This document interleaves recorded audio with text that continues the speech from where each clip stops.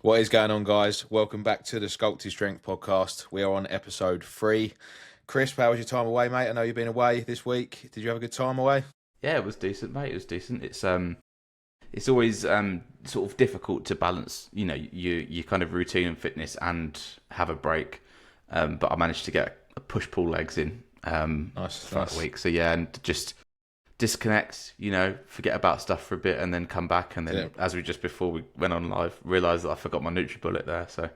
Yeah, that's a nightmare. That is nightmare. Forgot your food scales and your NutriBullet. That is a nightmare. That's the bread and butter, isn't it? Oh, how are you doing that? How are you forgetting stuff like that? Oh man, don't know. But yeah, I was frustrated to say the least this morning.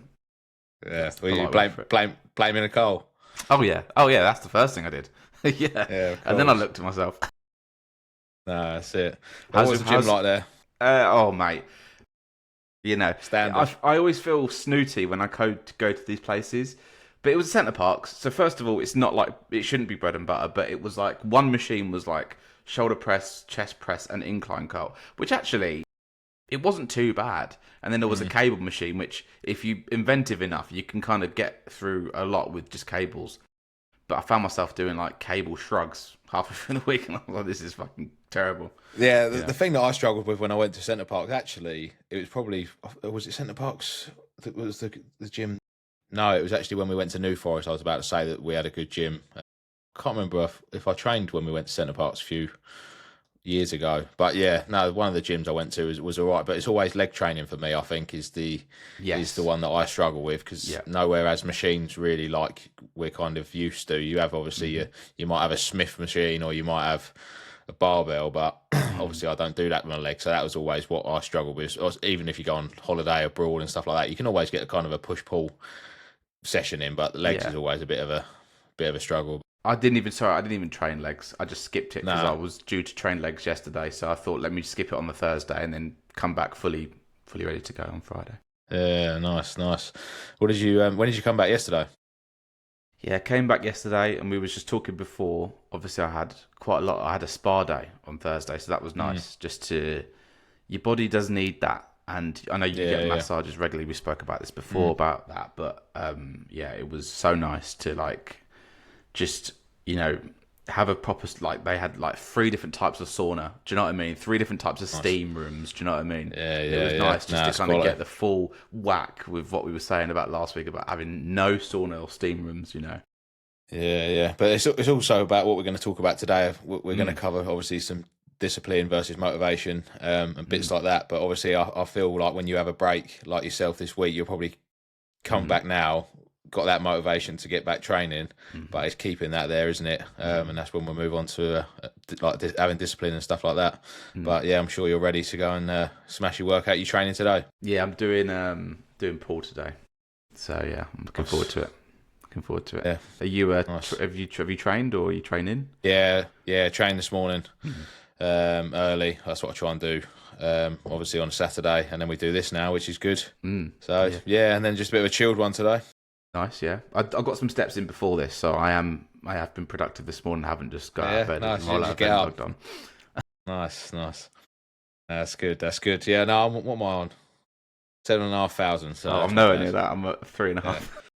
Yeah, no, it's all good. But yeah, I try and get, especially because like this afternoon, usually on a Saturday, I kind of train, do this, and then I just spend the afternoon with Dee. We're going out for something to eat tonight, and I won't get that many steps in. So I try, and I went for a walk this morning when I got up early.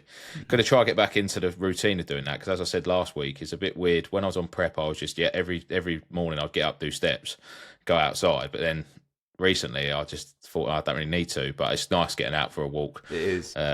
So I did about a half hour walk this morning, and then I did about a half hour on about 20 minutes on the treadmill before I trained, so it wasn't too bad. Good stuff. And what did you train? Legs, in it? I actually which same as always, but yeah, it was a decent session. Training's been going well, everything's going well. It's just ticking them boxes. It's everything's going good. So what would you say is the difference between motivation and discipline? Because I know you've done a lot on this, and we spoke about this years ago about the difference. I know you've done some shorter form content on this. For you, what is the difference and why is it important to differentiate it? The thing is, everyone will get a time in their life when they're motivated to lose weight.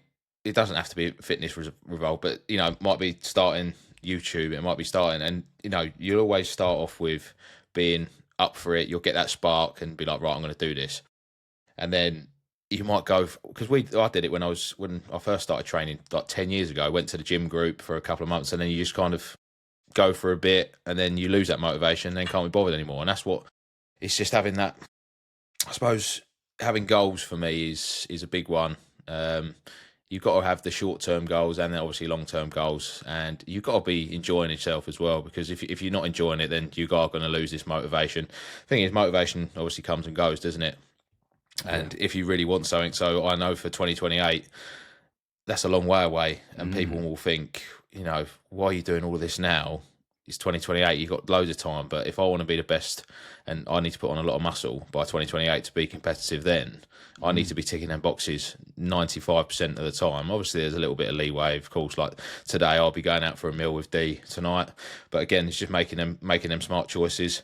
And then, it's just getting the work done every day. But yeah, I think it's really just enjoying the process. And having goals, really. Same for you, I suppose, with obviously your powerlifting. You've got to set yourself goals as in what you want to lift by a certain time, or because otherwise it'll get boring, and then you'll lose your interest, won't you?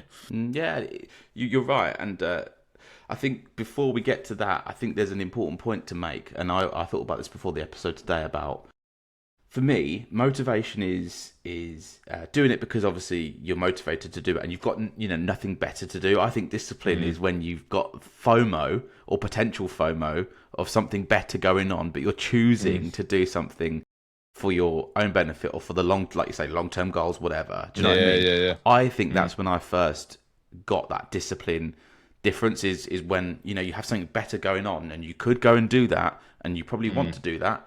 But you know that doing that probably hurts, your focus of delivering on what you want to do in the gym or whatever else hobbies you've got.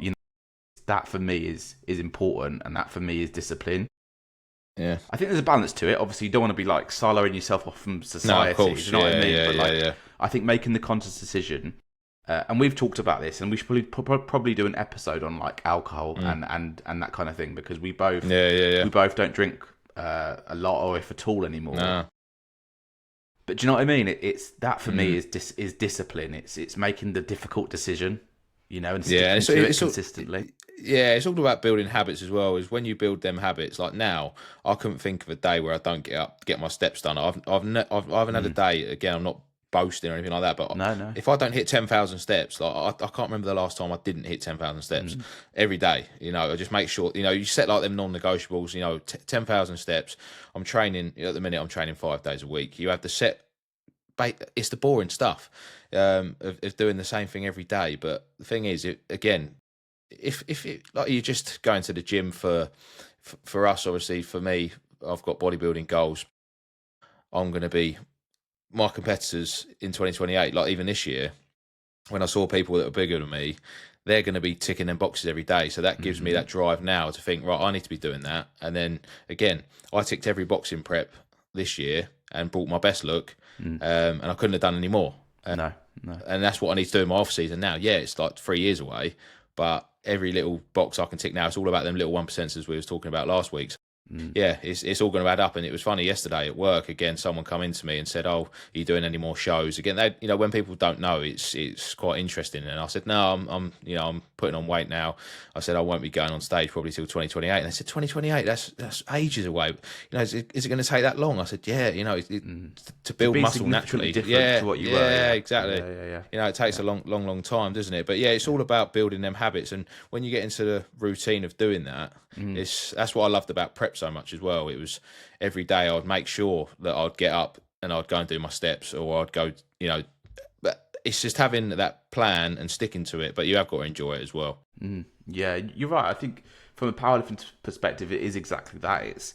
It's focusing on what you want to do strength-wise by a certain point in time, and then dealing with the stuff that can come up throughout it and not getting sort of too thrown by it, if that makes sense. Like, yes, for instance, for example, obviously, like a lot of gym guys, when they first start out, they want to hit 2 plates bench. You know what I mean? They want to hit 100 kg bench, and you obviously you sort of get there, and you look at the 3 plate bench. You're like, okay, now that's the thing. Do you know what I mean? But like, it's dealing with stuff in between that, like injuries, or if you're not progressing on an exercise, how do you get over that? You know, how do you look at alternatives? How do you adapt to your environment?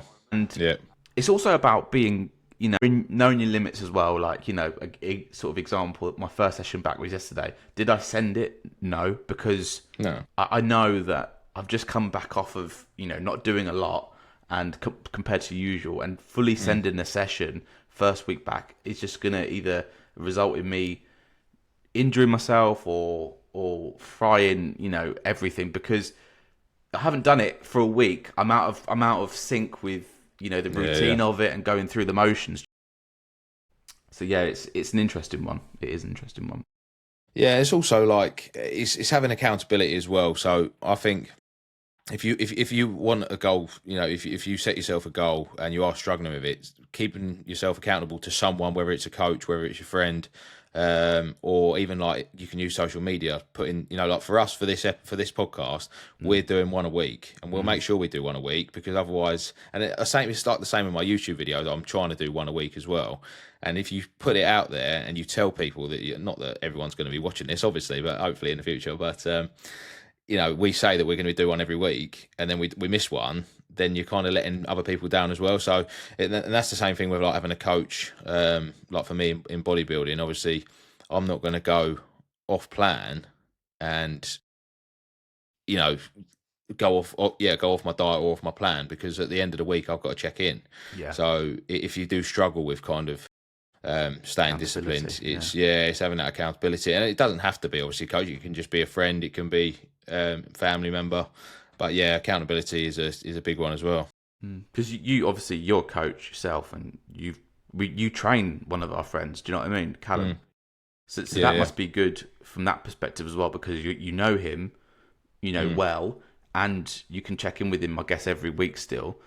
So it must be different again in that sense. Do you know what I mean? Because you know how he stays disciplined. You know when he might veer or struggle to get back to that kind of mindset. Yeah, it's all about balancing as well, which we're going to come on to, like balancing like training and stuff and goals with like family time, with work and bits like that. And Callum's a good example, because he obviously goes away some weeks. Like next week, he's away abroad for a couple of days, and he has to go out, and he has to interact with and go out for quite a lot of meals with his work and stuff like that. So it's all about, for him, I say on weeks like that, just try and have a steady week. Be mindful of what you're eating, and if you haven't lost at the end of the week, that's a plus, isn't it? So, and then obviously the days where he's at home and he can have his meal prep and he can do all of that, then he sees like a bigger loss. Like this week, he saw a bigger loss, but then next week it might just be hovering around the same. Yeah. But yeah, it's all about balancing and stuff like that. And meal prep's a big one. Obviously, we both know that we meal prep, and it's doing to outsiders. For us, it must look so boring, but you know, if you want, I enjoy what I eat. Everyone, as I say, will come up to me at work and say, "Oh, Billy's got a chicken and rice again, or he's eating this again." I'm like, "Yeah, I have this every day." Like, it's you know, but I love it. It's not like I'm sitting there like eating and I don't like it. But if I didn't meal prep my meals, then I would go off plan. And that's what I've said to Callum as well. Is he needs to make the time to meal prep, because then it's so much easier, because then you can just pick that up, put it in the microwave, and then you're done. But yeah, obviously same for you. I know you meal prep, and it's just it is a bit of a game changer, really. It's just very easy to do, really, isn't it? You know, you have to spend a few hours doing it, but once that's done, that saves you time throughout the week. So yeah, and you're right. It is a discipline part that I think it's difficult to kind of quantify in a sense, because if you're listening to this and you're, you know, an entry point to the gym, or very new to that kind of lifestyle, I think there's levels to it as well. Do you know what I mean? Like there's people that are obviously like competitive bodybuilders like yourself, that it is a complete, you know, bread and butter lifestyle. That is what it is.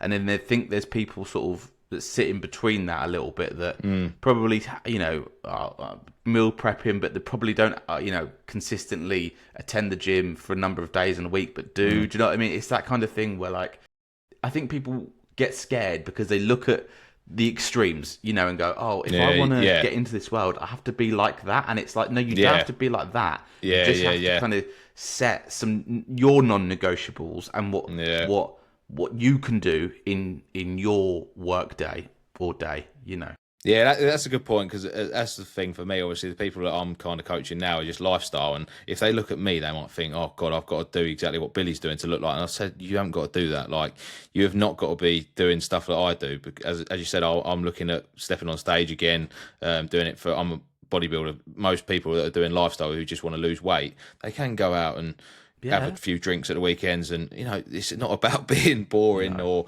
you got to be sticking to everything like that. And that's what I say. Obviously, when you're in, for me, obviously when I'm in a competition prep, it's different, obviously. But like now in my off season, in the week, I could switch my meals around if I wanted to, but it's a lot easier for me to stick to what I know. I know that they digest well. I know that everything's it fuels my training. And then on a Saturday like today, I'll save a couple of meals, and then we'll go out for a meal tonight, me and Dee. And then that's all about having that balance as well, especially in my off season. You haven't got to be 100% all of the time. I can be 95%, which on a Saturday, and then I'll just leave that, and then that's my only off-plan kind of meal. So let's talk about tracking then, because that kind of builds into doing all of this, is sort of, again, bread and butter. Obviously, I still use MyFitnessPal and Strong because of the customizable. I do use a programming powerlifting app alongside that, but those two, I guess, are the most popular, or one of the two well knowns. I know some competitive bodybuilders use a book. I do. Yeah, so they book. Yeah, so you've got like some sort of book that you log manually. I've seen people do that in my gym. And there's other food apps as well, right? Again, I don't know if you probably don't use MyFitnessPal anymore. You've moved. No, right? I used to use MyFitnessPal and obviously Strong as well. And then when I got trained by Chris, he had I could track on his app. I could track my training. But now I use Chronometer.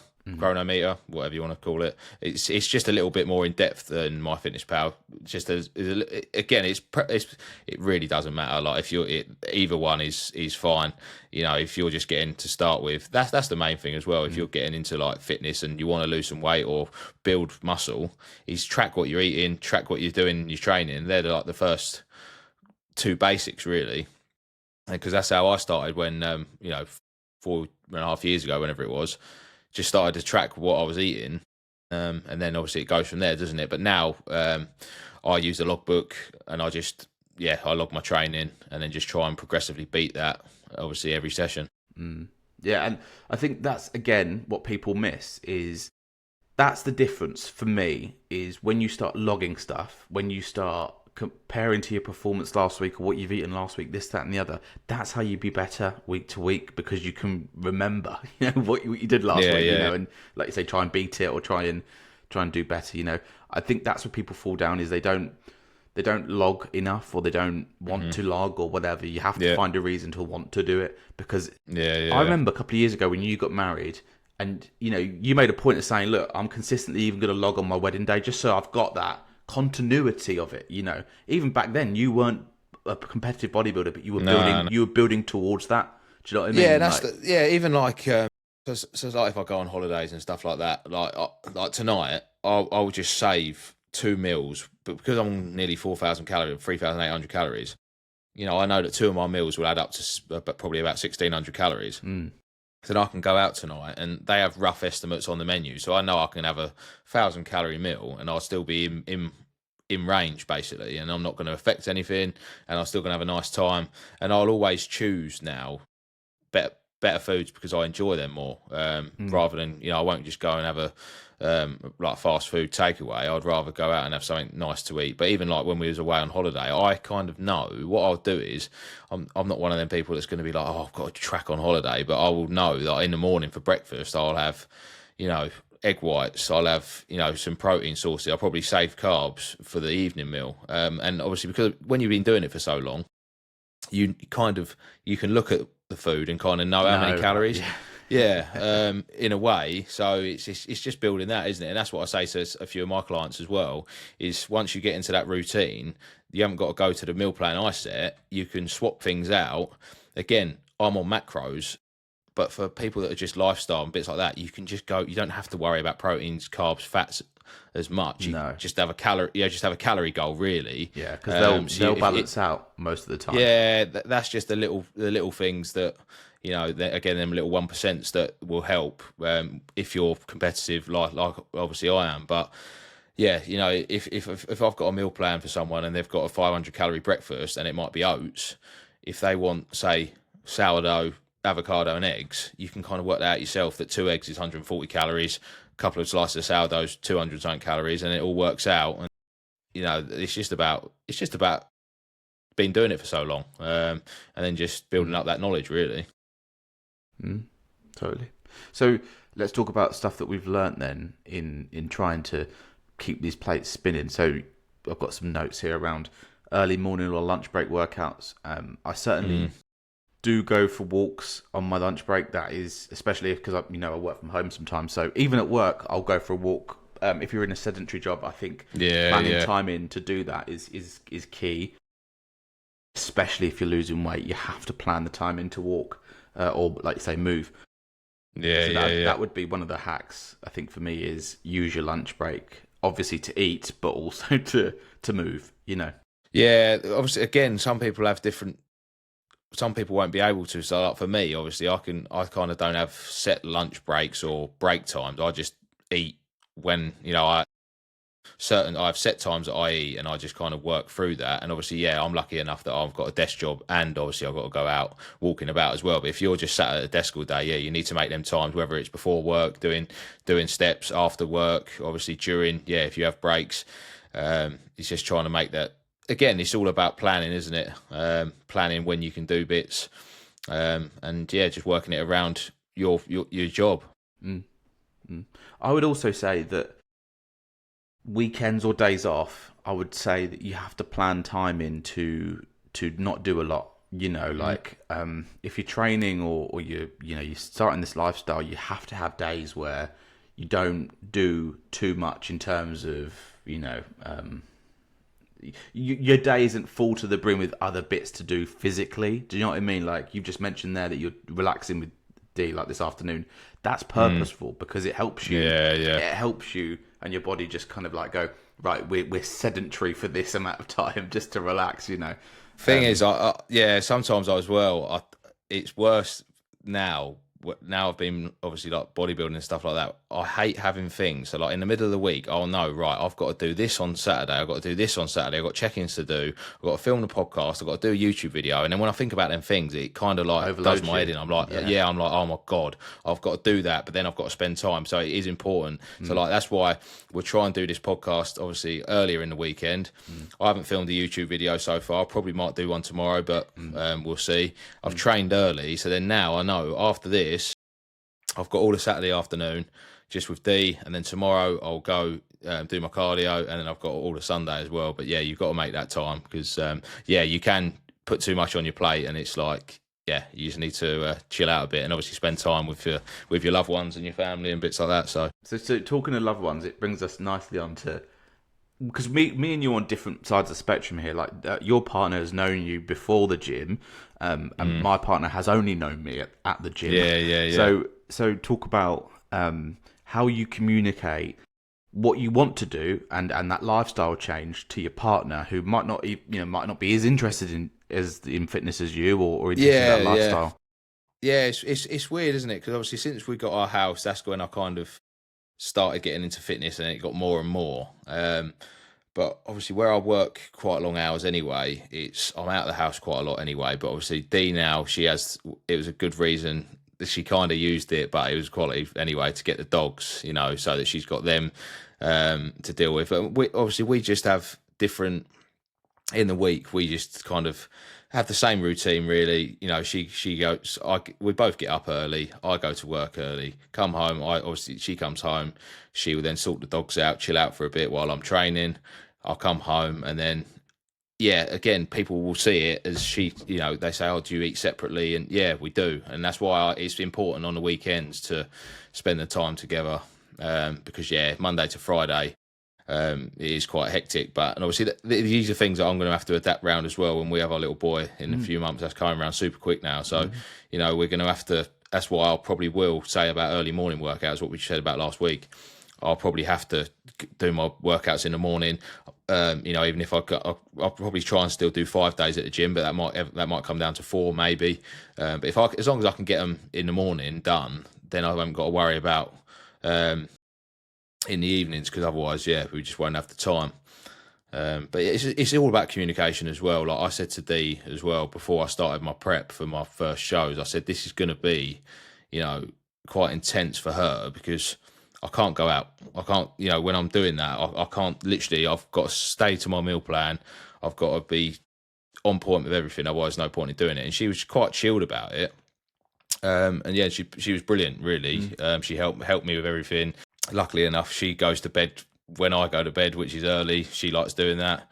And it just works. But it's all about communication. But it's also like now in my off season is making that time to spend that with her, because obviously that's been taken away in the 24 weeks prior, when I was on prep. So yeah, it's and she's not into the gym at all. No. But it's having them things that you like doing together, whether that's going out for meals now, which we can, sitting, relaxing in the evening, watching, we watch quite a lot of Formula One together now, which is good. She likes that. So it's just having them bits like that. We take the dogs out for walks. And yeah, it's just having them things as well away. And it's like, for me, I could consume bodybuilding content all day, but I was listening to a podcast recently. And it's like you shouldn't really, you need to have other bits as well. Like it's good to like on a Saturday, obviously football. I listen to football podcasts. I watch football videos. Obviously, I watch the football. I have Formula One now, and even just like if it's a series on Netflix or whatever, it's just taking that. Yeah, because you can consume too much of one thing, like anything, really, isn't it? But yeah, how is obviously, because Nicole's into the gym, isn't she? Like she goes to the gym, but obviously she's not going to be into powerlifting or bits like that. But no, when we met, that was the first thing. When you're an adult and you meet someone, you sort of know what your non-negotiables are. And mine was like, this is what I'm like, and I'm not probably to the extremes of perhaps a bodybuilder, competitive one at that, but I am very structured in my day. And if my day gets thrown off, that's when I fall apart. That's my weakness there. And Nicole tries, to either, she gets involved in various ways, but equally there's an effort on my part to get involved in some of the stuff that she does that I don't do. So like she does a bit of running right now, so I'll often come with her and I'll either just, tag along behind her or I'll just, not watch her from afar, but do you know what I mean? Just try and be present with her. And we're going we're going to Pilates this Sunday. So we're trying that together. Do you know, like she's done it before, and we're going with 2 of her friends. So like it's that part. It's that for us that we have stuff in the fitness world, but they're not similar. Like she doesn't power lift, but equally she's happy to do a session and follow sort of the broad bones of what I would do without kind of the squat, bench and deadlift. Yeah. And then equally, I'm happy to, try some recovery or go to a reformer, try that out. Yeah. So yeah, that's how we sort of work it really. And like I say, like it's like you said, it's about, for me, the quality time together, whether that be fitness or non-fitness related, has to happen. It has to happen. Yeah. I've been bulking for a long time, for the last year, and there's been throughout the year points where perhaps she didn't want to eat as much as I need to eat. So there's points where it's 8 o'clock at night, we're settling down. I'm like, right, I still need to eat a bit more. So I need to get going with something else. And that's not disconnecting, but it's sort of like, just to let you know, I'm not going to stop there. I still need to eat another 500-600 calories. Yeah. No, that's good, isn't it? So it's also, I like myself having, I've got my bodybuilding like training, which I go and do, and it just, again, for that hour and a half, I just lock in, and it's just like kind of my time. It also is like the walks as well in the mornings. I really like going on walks with Dee like in the day, but I really love getting out in the mornings and going on a walk just by myself, just, no one's around, nice and early, stick some music on, stick a podcast on, which like I did this morning, and I need to get back into the routine of doing that because I did that all the time in prep on my weekends, and it's kind of slipped a little bit just because I suppose I can get my steps whenever, but it's having them times together, and that's why I always make sure. Even in prep as well, obviously I couldn't go out for meals and stuff like that, but we went to the cinema quite a lot because I could take my meals there and we could go to watch, we could go out, we could go for a walk. Yeah, I mean that was important for me, and again, it's also about I'm choosing to do this. It's also like when people were saying like kind of feel sorry for you, in prep, you can't go out to do this, you can't. Yeah, but it's my choice to do that, and I think that's you why like it. I think you like it. That's it. Yeah, I did that. I love my prep. Obviously, there was times at the end mentally, challenging. Which was tough towards the end, obviously energy wise and stuff like that. But that's why it is important to just keep communicating with your partner, with your family. It's what you want to do. It's for your own. I haven't got to do it. I could have stopped at any time. Like now, I haven't got to be eating as much food. But I've said to Dee after, because a lot of people as well who don't get it, especially at my work and stuff like that, who just don't understand it because they're not involved in it, will say, "Oh, can you start eating normally again now?" I'm like, "Well, I am going to be eating normally for me. I'm just eating more of the same of what I was doing, just more of it." That's what someone said to me yesterday. Actually, it was, "Are you still on your diet?" I said, "I'm not dieting, no, but I'm still eating the same foods, just more." It's not a diet, is it? It's different. It's not so much a diet anymore. It's more of it's your life, Yeah, no, that's it, and that's what I said to Dee. I said after prep, I just said to her after prep it'll be exactly the same. Just more. And it's I'm going to be eating more, but then there is flexibility. Obviously, I can swap bits. I can have meals in the evenings if I wanted to. I could swap bits out. I've got a lot more flexibility, obviously. And she always just jokes with me because she's very chilled about it. And she said, "Oh, you're still being boring then?" And it's just a joke. I'm like, "Yeah, if you want." But that's why I'll always say, once a week we always go out now, whether it's not always out, but it might just be, we might go for a Nando's. We're going to a Thai restaurant in Maidstone tonight, which should be nice. I'm going to ask you as well, a lot of people don't like this, but I love it, having calories on menus. I love going to places, that's what we kind of, because then I can gauge it. And again, it's not about feeling bad, but if I go to a restaurant and I kind of guess that it's 1,200 calories, you're always going to undershoot yourself. Whereas if like tonight, we're going to this Thai restaurant and they've got all the calories on there. I know if it says 900 calories, it might be 1,000, something like that. But then that just, in my mind, I know that I'm still on plan, which is really, which is good. Yeah, I get annoyed personally when there's calories not on menus now, because I think there's a good education on how much things actually... how many calories things actually are. I think I understand the duality of it though, in that it can upset some people that have eating disorders and things like that, and that obviously is quite a serious thing, and you don't want to promote that. But I think if you see it from an educational standpoint, like you say, like burger and chips, you're looking at 1,500-1,600 calories. It's mad, isn't it? Yeah. People will then think twice and go, okay, that's that. Yeah. But if I get, I don't know, not so much a salad, but if I get like pasta, for example, it's 700-800 calories. Yeah, it's a lot different. It's half, Yeah, it's getting people thinking, isn't it? And that's the thing for me. Like I still love pizzas, I still love burgers, and don't get me wrong, if I wanted one of them, I'd go and have it. But I prefer eating more clean foods because it makes me feel better. And it's just it pushes me towards my goals. But like when you think about it, like a Domino's pizza can be like 3,000 calories. It's like, I don't think I'm going to be going to eat one of them. There's not enough education, I don't think, in this country or in certain countries around what you're putting in. There just isn't. Like before, if you don't get into the gym, why would you know about any of this? Like, why? And a lot of it is just coincidental that you find all this out. And I'm not saying foods are, a lot of foods are bad. Anything's bad in copious amounts, but like. There are, like you say there, Domino's is like a clear example of like, you can eat your day's calories in less than an hour, Yeah. Crazy. Madness, yeah. Crazy. Yeah, it is madness. But also, I was just looking on my notes there about balancing training, obviously, with work, relationships, family, like we were saying.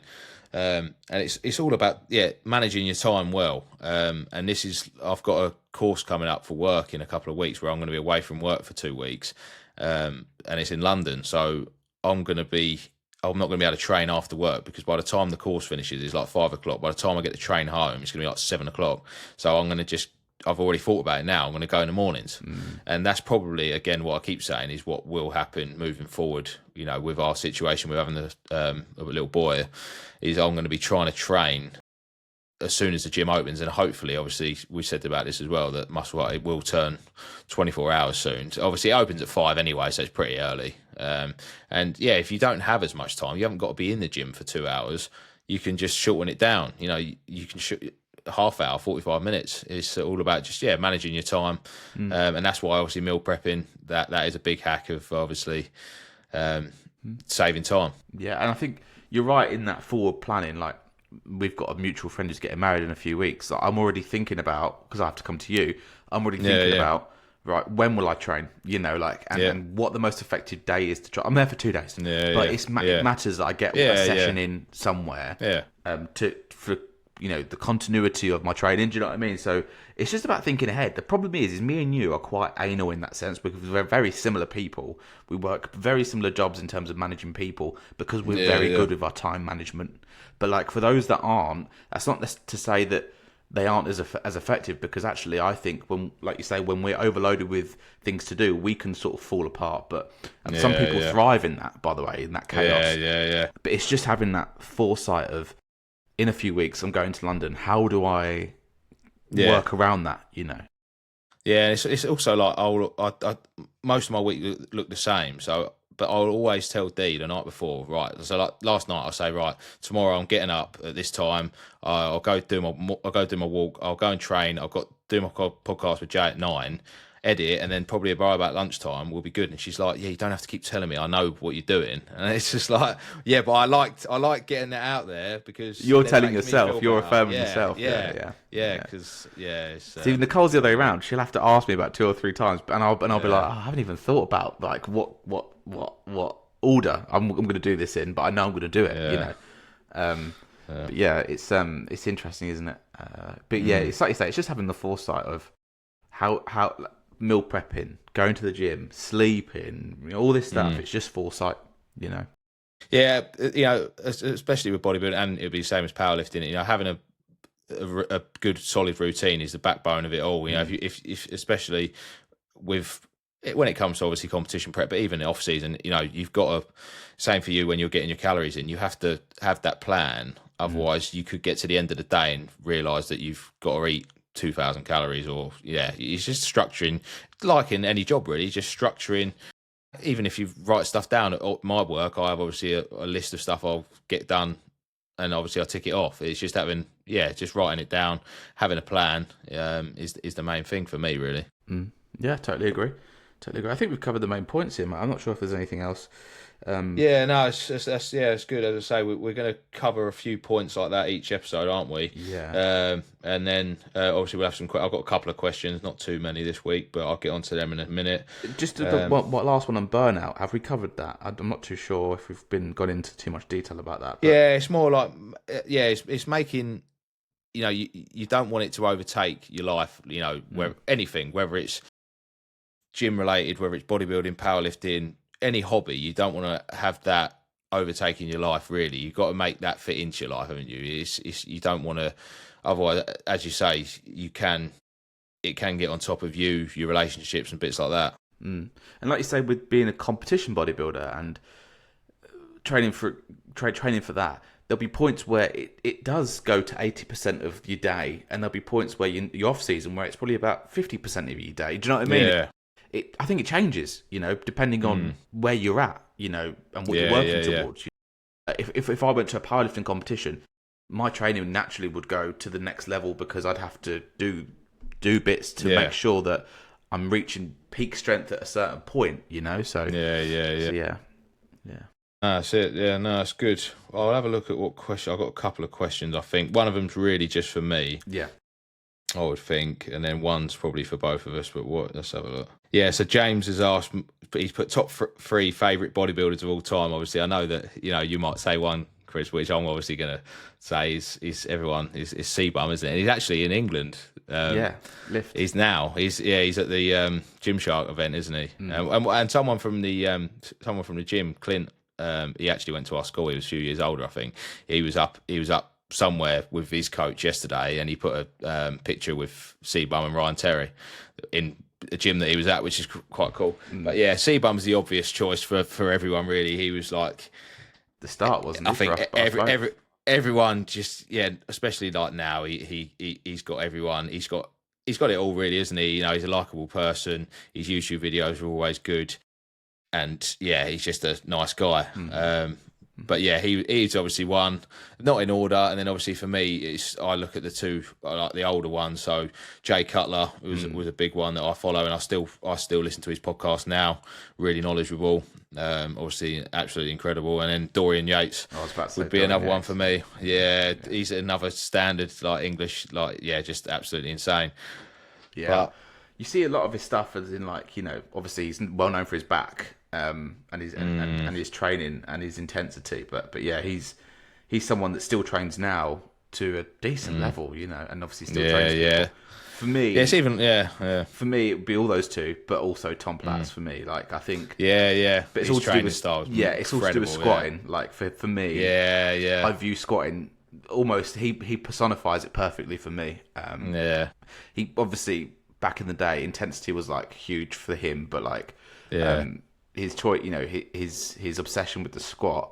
I know could be a bit much for some people, but I absolutely. No, he's leg training. Yeah, no, it's good, isn't it? Yeah, no, it's good. Good question from James. And then the only other one from Rosh, which I like to think about. This is going to put you on the spot because I don't. It's where is it?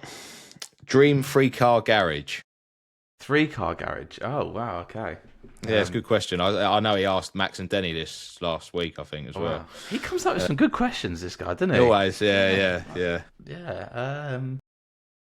Wow, geez. I'll let you have a think anyway. So, because for me, I do like my cars, but I think Dream 3-car. I've always said a Lamborghini Urus. I loved the Lamborghini Urus, and I saw one in Tesco the other day, and it was getting cleaned. Why you'd get it cleaned in Tesco, I don't know. But anyway. It looked insane. You get with it. It looked insane. I've got a thing about yellow cars, so I'd have a yellow and black one of them, definitely. This one was like a kind of grey and black. It looked so nice. So yeah, Lamborghini Urus would be one. I love the G-Wagon, so the Brabus, Mercedes, the Brabus edition of the G-Wagon, like the G900, I think, just insane. Yeah. And then I do obviously like Ferraris as well, so probably a Ferrari, either the 812 or the Daytona I do like. But then I also, that's free anyway, but then I do really like bigger like trucks and stuff. But obviously I know G-Wagon's a bigger car, but like the Raptors, the Ford Ranger Raptors, really cool. Things, But yeah, I could go on. But yeah, I'd say probably a Ferrari, definitely the G-Wagon Brabus and a Lamborghini Urus. I don't have three, but you've stolen the one I was going to have, which was the Brabus. I actually like the G-Wagon so cool. as it comes, but obviously with the Brabus stuff inside it. So good, It just makes it incredible. I'm not a sports car kind of guy. Like I don't like flashy stuff as much. No. So yeah, in terms of dream 3 cars, my dream 3 cars would be really boring. I remember as a kid, I used to love for some reason the Audi A7, and if I could ever own an Audi A7, I'd be content. That's cool. That's good. Yeah, it's a really realistic goal. I always used to say, I know I just said about a Lamborghini Urus yellow, but I always used to say when I was, for some reason, I've got a thing about yellow cars. I always wanted a yellow Ferrari. Not that I would want a yellow Ferrari now. I would have a red Ferrari, but I definitely would have a yellow car because I do like yellow a lot. But the gym I used to go to, the two owners, the father and son, both have those pickup trucks. I think one of them said to me once, like, the pickup truck is perfect for everything. Big boot, obviously got a lot of space. Yeah. Sometimes it's got 3 seats, 4 seats, whatever. Do you know what I mean? All they drive is that. And I know it's big in America as well, which is probably where you're getting that. Yeah, that from, I just like the bigger cars. Yeah, Yeah. they're just cool, aren't they? But obviously G wagons are big. But yeah, I do really like. There's a guy opposite our house. It might be his son. Sometimes there's like a white Raptor, and it looks. Oh, it might not be a Raptor. It might just be a Ranger actually. But yeah, Yeah. I know Raptor's like the upgraded version. But yeah, it looks really cool. They are good. But yeah, that is really about it. I think for questions wasn't too much on the question front, but Should we give people a preview of what's on the next episode? yeah, go on then. Next episode, everyone, is around body image, different types of lifting, specifically ego lifting. But I suppose we could touch on science-based lifting as well. I think that's an important one, and self-confidence, which is 3-4 subjects that are rife in the gym and social media. So I'm sure we'll. Yeah, no, that'd be good. That'd be a good one. Yeah, and if there's anyone who is listening, either give me a message or Jay a message or comment on this video. If you're listening on YouTube, on Spotify, give us a message exactly what you want. You know, we'll cover anything to do with fitness, bodybuilding, powerlifting, and just any general chat really. Totally. But yeah, I think we'll wrap it up there anyway. Nice one, mate. Thank you. Obviously, please like, comment, subscribe to the YouTube. Again, yeah, it's going to be on YouTube. It's going to be on Spotify. And stuff. obviously, we have got an Instagram page, TikTok page as well, which we're both running. So, yeah, hope you all have a good weekend. And we'll see you next week for another episode. Bye. Cheers, guys.